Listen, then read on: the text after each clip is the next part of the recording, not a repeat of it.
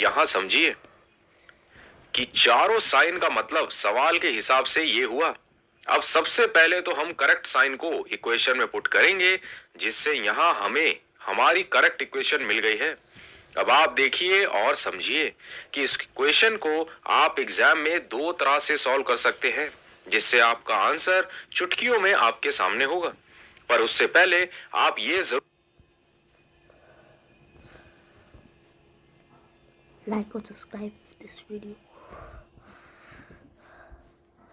Like and subscribe this video.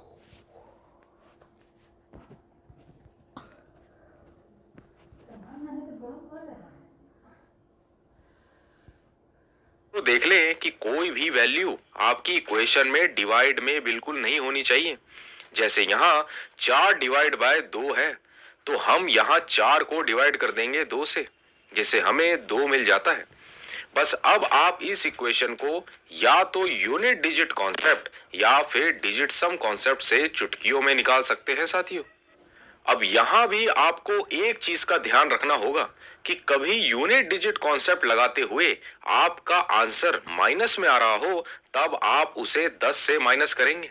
और अगर digit सम concept लगाते हुए आपका आंसर माइनस में आए, तब आप उसे 9 से माइनस करके लिखेंगे, नहीं तो आपका आंसर गलत हो जाएगा दोस्तों।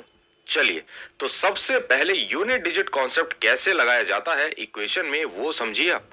जिस तरह नाम से ही पता चल रहा है कि हम बस इक्वेशन की यूनिट डिजिट लेकर ही सॉल्व करेंगे। जैसे यहाँ जिस तरह नाम से ही पता चल रहा है कि हम बस इक्वेशन की यूनिट डिजिट लेकर ही सॉल्व करेंगे। जैसे यहाँ 18 का 8 हमें मिलता है और इधर 2 और लास्ट में 5 दिए 15, यानी उसकी यूनिट डिजिट 5, जिससे अब हमारी इक्वेशन बनी 8 प्लस 2 माइनस 5, जहां हमें मिलता है सिर्फ 5। यानी यही हुआ हमारा करेक्ट आंसर साथियों।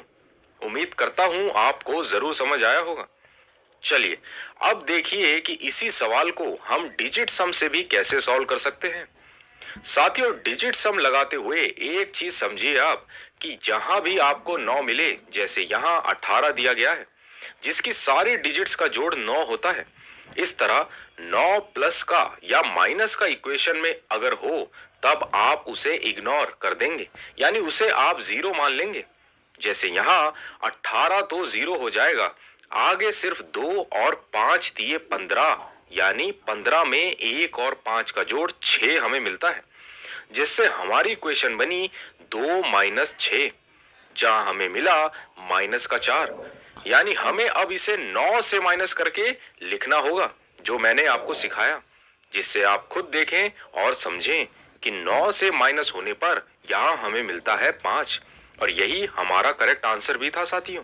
मैं उम्मीद करता हूं आपको जरूर समझ आया होगा। चलिए, तो अब इसी पर अगला क्वेश्चन देखिए, ये आपकी स्क्रीन पर है। अब देखिए, ये थोड़ा कॉम्प्लेक्स क्वेश्चन लग रहा है क्योंकि कैलकुलेशंस काफी हैवी दी गई हैं यहाँ।